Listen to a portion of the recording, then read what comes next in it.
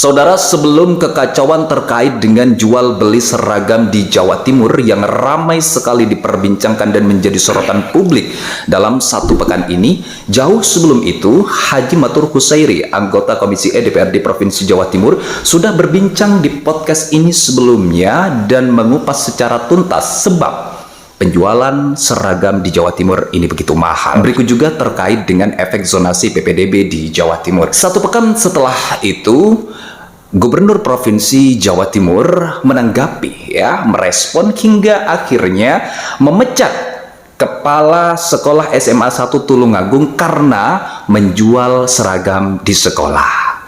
Pada tanggal 31 Juli kemarin lusa, Komisi E DPRD Provinsi Jawa Timur sudah melakukan RDP rapat dengar pendapat dengan Dinas Pendidikan Provinsi Jawa Timur, dan eksklusif podcast kali ini saya akan membahas terkait dengan bagaimana hasil RDP Komisi E DPRD Provinsi Jawa Timur dengan Dinas Pendidikan Provinsi Jawa Timur. Langsung saja saya sapa Haji Matur Husairi SAG, anggota Komisi E DPRD Provinsi Jawa Timur. Selamat datang kembali di 0% Podcast, Pak Matur. Terima kasih Mas Badrus, kita ketemu lagi untuk membicarakan sesuatu yang masih aktual di Provinsi Jawa Timur. Terima kasih sebelumnya sudah hadir di 0% Podcast, Pak Matur. Setelah kita berbincang kurang lebih 2 pekan yang lalu menyoroti terkait dengan jual beli seragam di Jawa Timur yang begitu mahal ini, kemudian ditanggapi oleh Gubernur Provinsi Jawa Timur bahwa melarang sekolah ataupun koperasi menjual seragam di sekolah.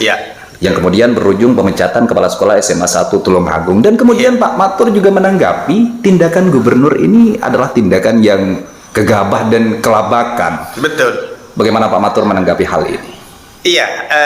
Kasus ini kan sebelum kemudian gongnya saya suarakan di rapat paripurna hari Senin yang lalu itu kan rame di media sosial dan pemberitaan teman-teman media online maupun cetak bahwa di beberapa tempat di kabupaten di Jawa Timur ini, meskipun terbatas, masyarakat wali murid ini berani speak up, dan ini yang membuat saya sebenarnya harus menindaklanjuti.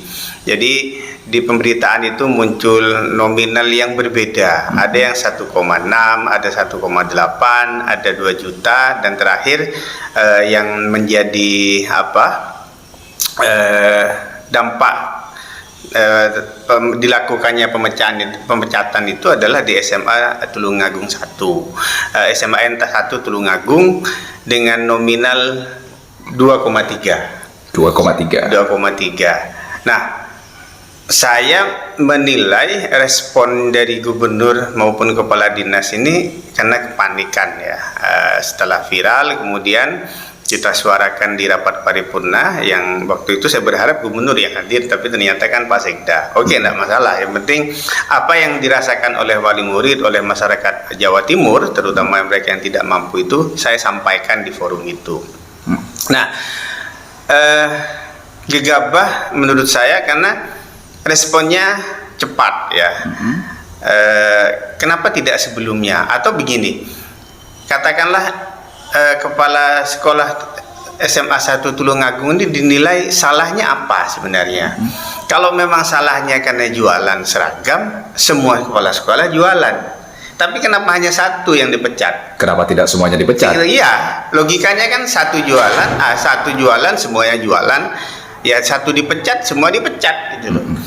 Nah, kalau saya menjadi gubernur maupun kepala dinas, saya mintalah ke kepala dinas secara khusus, coba panggil itu kepala sekolah, saya pengen tahu secara utuh, karena dia berani menyampaikan, kami tidak bisa atau nggak berani nolak dropping kain ini karena dari provinsi, meskipun kepala sekolah itu tidak menyebutkan secara langsung siapa di provinsi ini.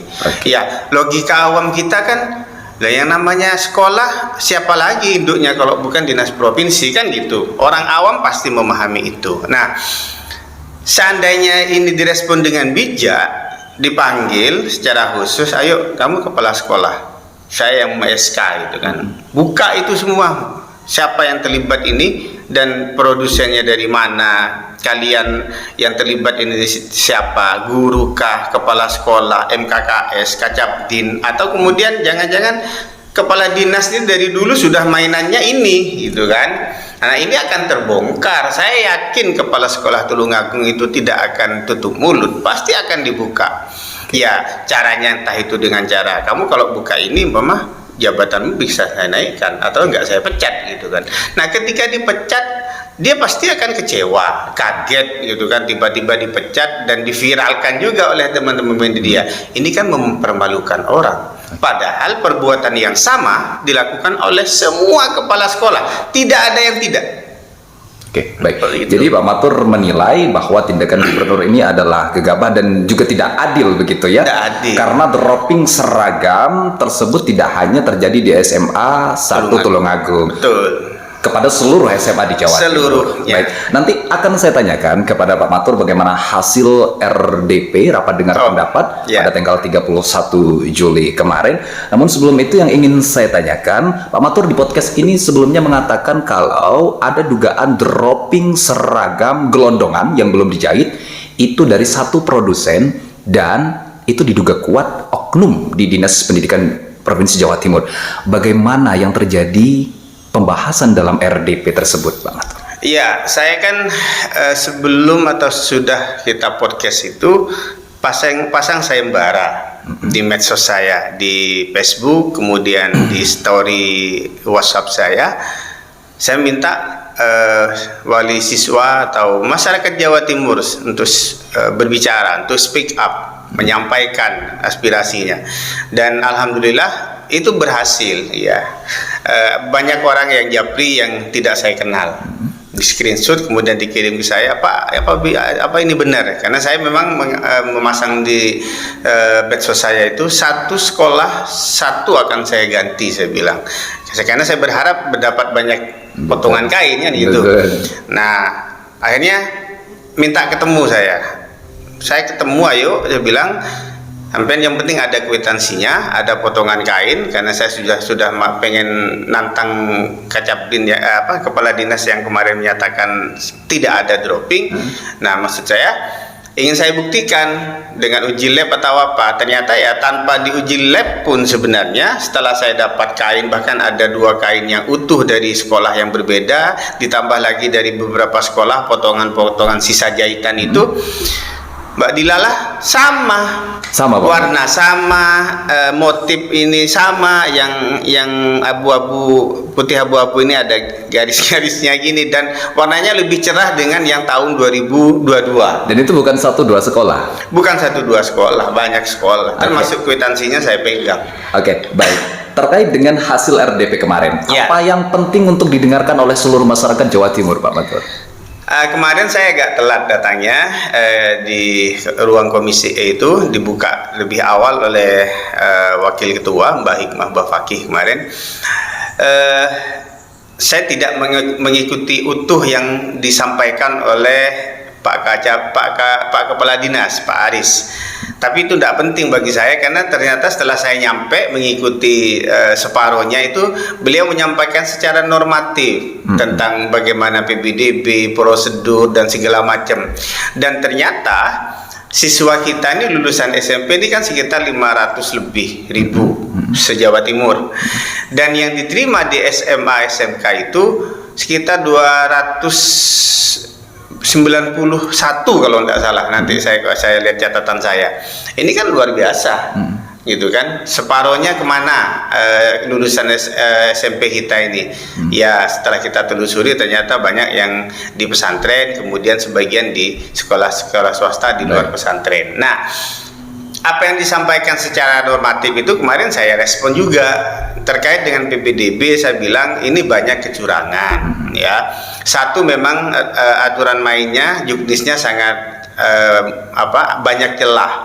Jadi orang ini sebelum lulus, dia kakaknya ini perpindahan atau migrasi kependudukan ini terjadi. Nah, makanya saya bilang ini yang maksudnya adalah untuk pemerataan pendidikan yang berkeadilan, justru kemudian menjadi tidak adil. Karena orang dari luar Surabaya nyerbu ke kota Surabaya, katakan ini SMA 5, SMA 4, SMA 9 itu kan komplek. Nah, rumah-rumah yang di dekatnya ini kemudian tiba-tiba berisi tamu yang satu kakak bisa berisi 8, 10, bahkan bisa 15. Karena mau masuk ke sekolah. Iya, karena setiap orang tua ingin kan anaknya ini mendapat pendidikan yang berkualitas. Tapi mereka ini salah paham sebenarnya. Saya berani mengatakan bahwa tidak semua sekolah negeri di Surabaya itu berkualitas karena sekolahnya. Mereka pinter itu, mereka berprestasi itu jangan salah, itu ditopang dengan les yang mereka ikuti. Jadi anak SMA di Surabaya itu kalau masuk pagi pulangnya bisa isya, karena mengikuti berbagai les di luar sekolah, di luar rumah, dan harganya lebih relatif murah ketimbang kemudian mereka mendatangkan guru les itu ke rumah. Nah, ini akhirnya kan saya bilang ini tidak adil. Maksud pemerintah ini biar ada keadilan, tidak ada lagi sekolah favorit gitu kan. Ya, akhirnya tidak terjadi itu, karena yang datang adalah pendatang-pendatang dari beberapa daerah. Akhirnya orang Surabaya asli tersingkir. Makanya wali kota ini wajib tersinggung sebenarnya dengan model seperti ini. Wah, penduduknya yang punya punya lokasi, katakan punya wilayah, karena zonasinya diisi dengan pendatang dengan migrasi kependudukan itu, ya mereka harus terpental dengan sendirinya karena itu sistem. Dan saya bilang kemarin aplikasi itu dioperasikan oleh manusia, dan itu bisa kemudian operator ini memindahkan titik koordinat karena dia yang punya, kan gitu. Sedangkan kita dari luar masuk ke sistem itu kan ketika terkunci nggak bisa ngapa-ngapain. Oke, nanti akan saya tanyakan kepada Pak Matur bagaimana tanggapan dan juga jawaban dari Dinas Provinsi Jawa Timur terkait efek zonasi tersebut. Sekarang saya ingin masuk terlebih dahulu, bagaimana tanggapan dan juga jawaban mengiyakan atau tidak Dinas Provinsi Jawa Timur bahwa ada dropping kain seragam dari oknum Dinas Provinsi Jawa Timur, Kak Matur? Ya, mereka membantah tetap. Membantah dengan alasan? Membantah, kami tidak pernah menginstruksikan, kami tidak pernah ngedrop kain-kain itu ke sekolah. Iya, kalau itu kemudian dilakukan secara gamblang kayak gitu, ya kelihatan banget gitu kan. Kita memahami sesuatu, modus operandi dengan hasil investigasi saya ini kan ternyata ya sifatnya kan kulonwun. Siapa sih yang punya kuasa pendidikan di Jawa Timur? Ya tentunya Dinas Pendidikan. Siapa ya? Kepala dinas, kan gitu. Nggak mungkin saya sebagai seorang pengusaha umpama tiba-tiba datang ke sekolah, sekolahnya pasti akan, loh nggak berani Pak, ini harus ada, paling tidak dia bilang kan harus pamit ke Kacabdin, ini harus sepengetahuan Dinas Provinsi Jawa Timur, kan gitu. Nah, dengan kulonwun ini dan kebijakan yang tidak dibuat tegas oleh Dinas Pendidikan, oleh kepala dinas, bahkan tidak diperintahkan oleh gubernur, akhirnya ini menjadi lahan ya oknum-oknum yang kemudian mengambil keuntungan di situ. Saya tegas kemarin menyatakan di forum itu, ini yang bermain oknum guru yang sudah tidak jadi kepala sekolah, atau memang dia bukan kepala sekolah tapi dia punya link ke supplier ini, ke produsen ini. Apalagi kepala sekolah yang punya wewenang di unit pendidikan di sekolah itu. Terus siapa lagi? Di setiap kabupaten ini kan ada MKKS. Nah, MKKS ini tempatnya atau wadahnya kepala sekolah. Tentunya mereka ya rembuklah di sana. Ini kita mau hargain berapa nih di masing-masing sekolah? Sepakat, oke, kita kasih harga sekian. Kan pasti gitu. Berarti membantah begitu Pak Matur, ya? Membantah, bagi saya nggak masalah dibantah, tapi faktanya kan kita punya gitu. Oke, baik. Terkait dengan bukti potongan kain seragam, ini dibawa juga oleh Pak Matur dalam RDP tersebut. Dan saya bawa, jadi sengaja saya bawa satu kresek gitu kemarin. Dan terus bagaimana tanggapannya? Saya beberkan dia, saya lihat mimiknya Pak Kadis ini kaget lah, dan beberapa orang anak buahnya yang dibawa itu kaget. Kok Pak Matur seserius ini gitu mungkin ya. Lah saya tidak mau bicara tanpa data, saya nggak mau bicara atau menuding orang, menduga orang tanpa bukti, saya bilang. Udah, saya sampaikan ini kain yang 2023 lebih cerah, saya bilang. Bahkan lebih ke warnanya agak kebiruan. Sedangkan yang 2022 dia lebih ke abu-abunya. Dan itu sama. Sama, persis. Artinya dugaan saya dan saya meyakini itu satu produsen. Oke. Gitu. Bagaimana sikap dari Gubernur Provinsi Jawa Timur terkait RDP ini, Kang? Nah, kita belum tahu responnya bagaimana, karena saya pantau tadi di media online masih belum ada respon langsung dari Gubernur. Yang ada hanya bantahan dan statement dari Pak Kadis. Gitu kan. Gubernur belum saya lihat responnya. Nah, saya kemarin kan mengungkapkan sedikit rasa kecewa saya. Saya bilang begini, ini gubernur kan menyatakan di beberapa pemberitaan ya, online maupun di media cetak, di televisi juga yang ramai pemberhentian jual beli seragam di koperasi sekolah itu. Gubernur ini dengan paniknya itu kan mengambil keputusan yang gegabah, saya bilang tadi. Nah, kecewanya saya adalah Gubernur bilang kami membentuk tim investigasi atau tim penelusuran lah katakan. Nah, itu kemarin saya minta dengan tegas sampaikan hasilnya di forum ini, saya bilang biar kita tahu, adu informasi, adu argumen, adu data. Disampaikan, dibeberkan juga atau bagaimana? Enggak. Tidak ada begitu. Enggak ada. Katanya dalam proses evaluasi, proses pendalaman. Ya, kelamaan dia bilang. Oke, baik. Tadi Pak Matur mengatakan bahwa dugaan kuat yang bermain di balik semua ini oknum guru, begitu. Ya, kepala termasuk sekolah, juga kepala sekolah. Kacabdin juga termasuk. Iya, MKKS. Kenapa begitu harus terstruktur begitu, Pak? Lah, kalau nggak kebagian semua bocor ini dari awal. Jadi semua yang terlibat dengan modus seperti ini, mereka kan seolah-olah awalnya kan pasti kepala sekolah bilang kami nggak bisa nolak, ini dari provinsi. Padahal kepala sekolah ini ngambil keuntungan luar biasa. Nah, dari keuntungan yang luar biasa ini kan tidak mungkin Kacabdin, masa saya nggak kebagian, kan? Dan saya meyakini supplier atau produsen ini pasti kelonun juga. Terstruktur. Iya, gitu. Yang punya wilayah di kabupaten siapa? Kacabdin. Oke, baik. Nanti kita buka berapa sih harganya? Akan tapi pernyataan Gubernur Provinsi Jawa Timur ini berbanding terbalik dan berbeda dengan Wali Kota Provinsi Jawa Timur, Pak Matur. Iya. Pak Heri Cahyadi mengatakan bahwa kebijakan gubernur menyetop penjualan beli seragam di koperasi sekolah ini tidak bagus juga, begitu. Bagaimana Pak Matur menanggapi hal ini? Kami sepakat kemarin itu di Komisi E, semuanya sepakat menyayangkan kenapa ini di stop koperasi ini. Berarti ini kan tidak dianalisa dulu, nggak dipelajari dulu, tiba-tiba kemudian moratorium. Meskipun Pak Kepala Dinas kemarin ini bersifat sementara katanya. Oke, kalau sementara kan bakal dicabut. Berarti tahun depan bagaimana? Boleh jualan lagi seragam. Kalau boleh, kita minta ada standarisasi harga.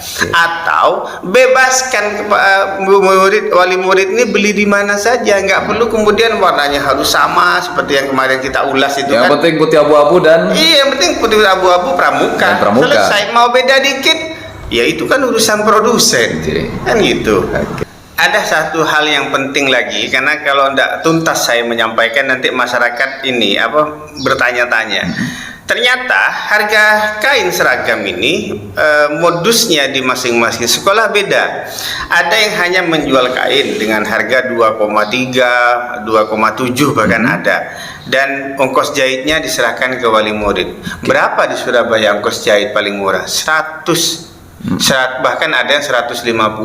100 setel. Iya, 125. Kalau dia punya 4 setel umpama, kalau harganya 150 itu sudah 600.000.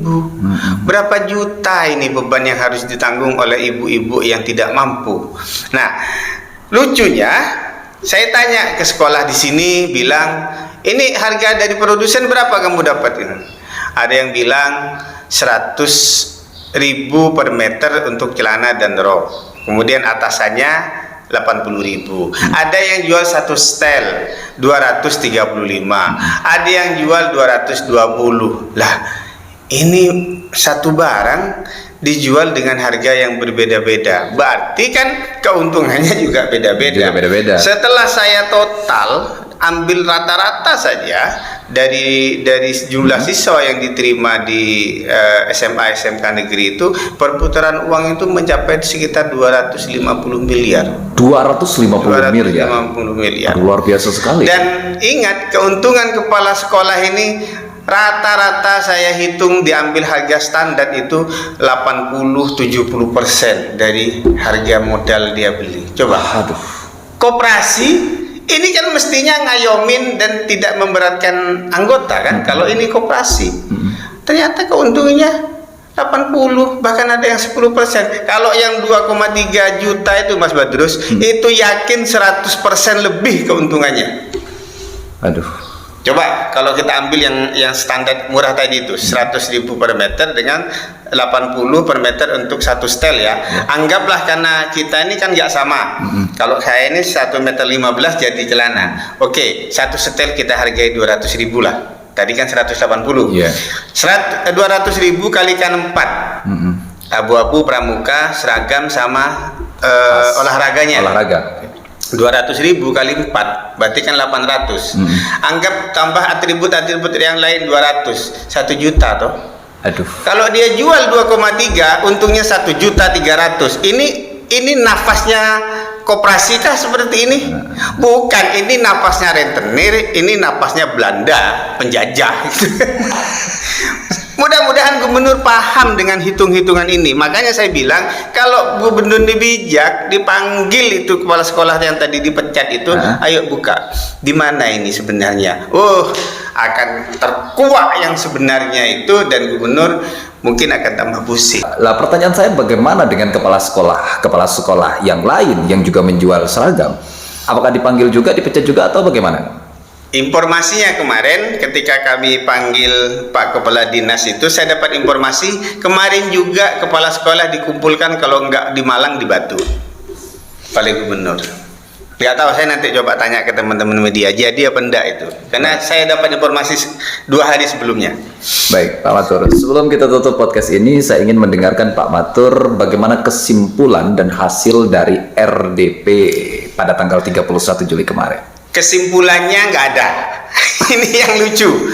Cuman saya kemudian minta ke Kepala Dinas, Pak Kepala Dinas, kita ini sekarang lagi mau bahas APBD 2024. Kita sekarang lagi proses pembahasan KUA PPAS, dari RKPD ke KUA PPAS. Tolong usulannya yang ke Bapeda itu, saya bilang direvisi, masukkan anggaran di situ untuk seragam gratis tahun 2024. Saya bilang gitu. Apa maksud saya? Baik, gubernur yang kemarin merespon kekecewaan masyarakat dengan pemecatan, dengan moratorium ini kan menurut saya keliru. Mestinya beliau ini minta maaf ke masyarakat Jawa Timur. Apa sih susahnya minta maaf seorang pemimpin gitu loh. Mohon maaf, saya selaku gubernur teledor dengan pembantu saya ke Dinas Cabang dan perangkatnya, dan saya berjanji kepada masyarakat Jawa Timur menjelang akhir periode jabatan saya ini, karena dulu di tahun 2019 pernah dianggarkan seragam gratis dan tidak terrealisasi. Saya tahu anggarannya itu 130 miliar, maka tahun 2024 saya siapkan 200 miliar.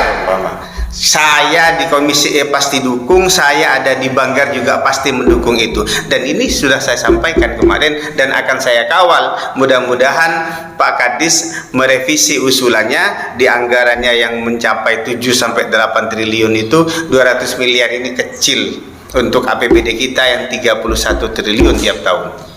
Baik Pak Matur, sebelum kita tutup podcast ini, saya ingin mendengarkan apa yang penting untuk didengarkan oleh seluruh masyarakat Jawa Timur, Pak Matur, terkait dengan bagaimana jual beli seragam dan PPDB ini, khususnya bagi wali murid. Ya.